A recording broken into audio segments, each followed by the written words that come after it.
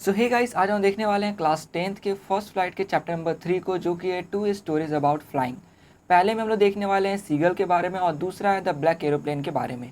तो आइए चैप्टर को शुरू करते हैं।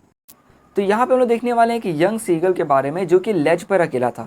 लेज का अर्थ हुआ एक नैरो का अर्थ हुआ जिसका विथ यानी कि चौड़ाई जो है वो कम हो। हॉरिजॉन्टल सरफेस जो कि किसी वॉल या फिर किसी क्लिफ से बाहर निकला हो।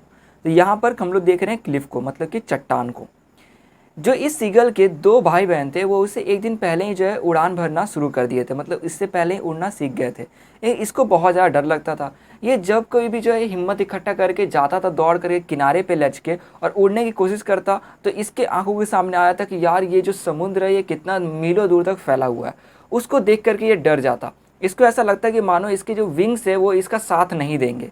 इसलिए ये जो है पीछे मुड़ता और वापस से जो एक लिटिल होल, मतलब एक छोटा सा होल था जहाँ पे वो रात बिताया करता था, उसी में चल जाया करता था। ये होल कहाँ पे था? तो उसी लेज पे जो है कहीं पर था, मतलब पत्थरों के बीच में।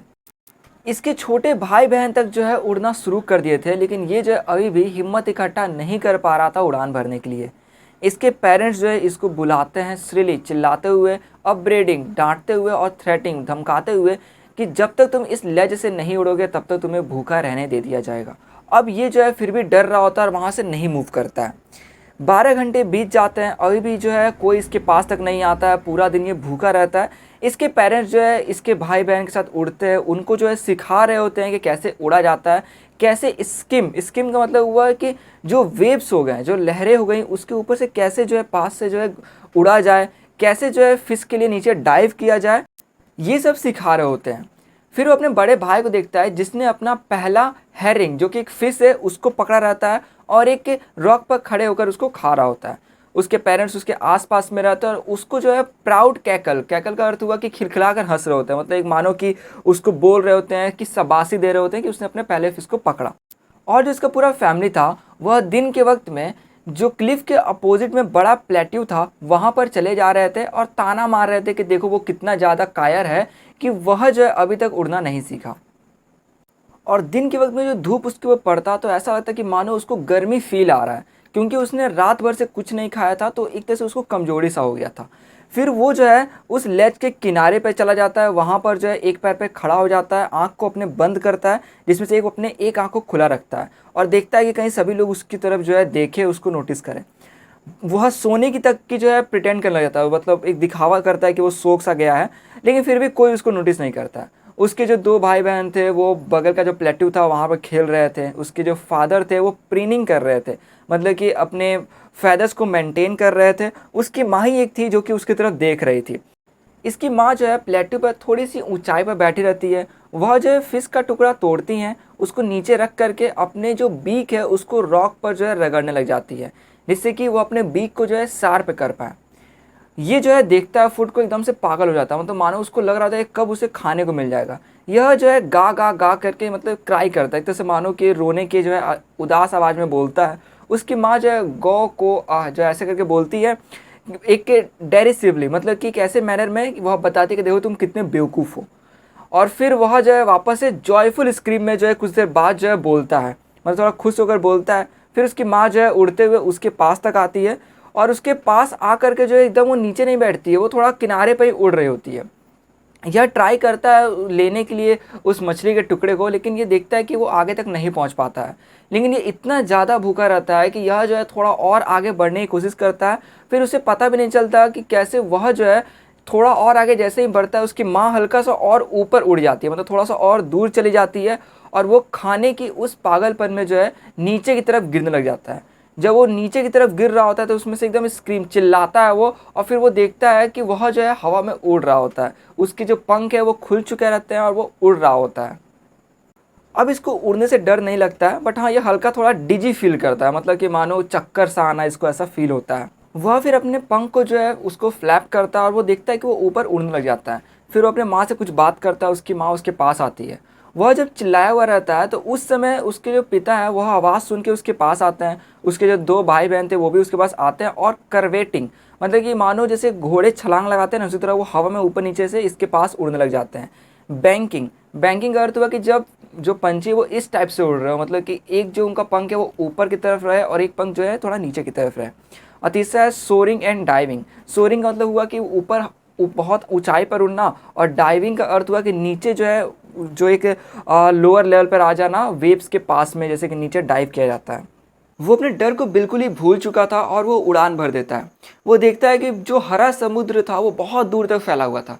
यहाँ पे हरा समुद्र इसलिए कहा गया है क्योंकि वहाँ पर जो है बहुत सारे जो एक्वेटिक प्लांट्स होते हैं वो विजिबल होंगे, मतलब कि दिखाई पड़ रहे होंगे इसलिए। दूसरा ये कि वहाँ पर वो जो है रिजेस देखता है, मतलब कि जो छोटे छोटे चट्टान जो पहाड़ की तरह होते हैं उन सबको वो देखता है और वो एकदम खुशी से चिल्ला उठता है। उसके बाद उसके पेरेंट्स, उसके भाई, उन सबको वो देखता है कि वो सब कहीं ग्रीन फ्लोरिंग पर बैठे हुए थे। ग्रीन फ्लोरिंग यहाँ पे कहा गया है कि जो एक्वेटिक प्लांट्स तैर रहे होंगे ऊपर, उसी पे वो बैठे होंगे। अब इसको भी वो लोग बुलाते हैं कि तुम भी नीचे आओ। ये वहाँ पर जाता है और जैसे ही ये बैठने की कोशिश करता है, ये देखता है कि ये जो है नीचे की तरफ डूबने लग जाता है। फिर वो उड़ने की कोशिश करता है, लेकिन उसके पास बिल्कुल ही ताकत नहीं था कि वो उड़ पाए, क्योंकि उसने कुछ भी नहीं खाया था अब तक। अब ये जो है वहाँ पे एकदम स्थिर फिर खड़ा रहता है और देखता है कि वो डूबने लग जाता है अंदर, लेकिन जैसे ही पानी उसके पेट को टच करती है, उसके बेली को टच करती है, वो डूबना बंद कर देता है। फिर वो ऊपर ही तैरने लग जाता है।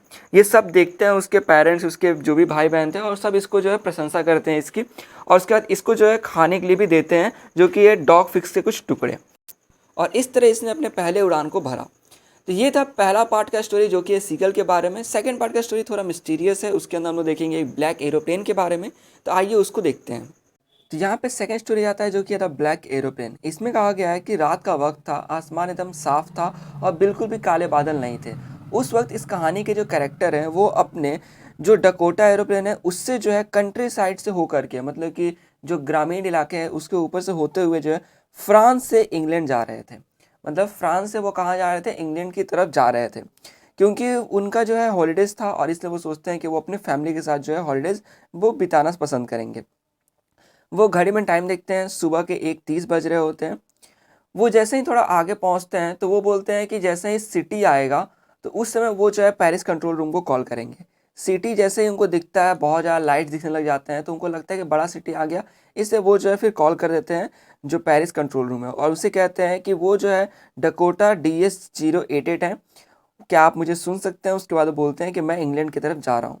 वहाँ से आता है आंसर रेडियो से कि हाँ DS-088 हम आपको सुन सकते हैं, आपको जो है वेस्ट की तरफ 12 डिग्री घूम जाना है। उसका वो बोलते हैं ओवर।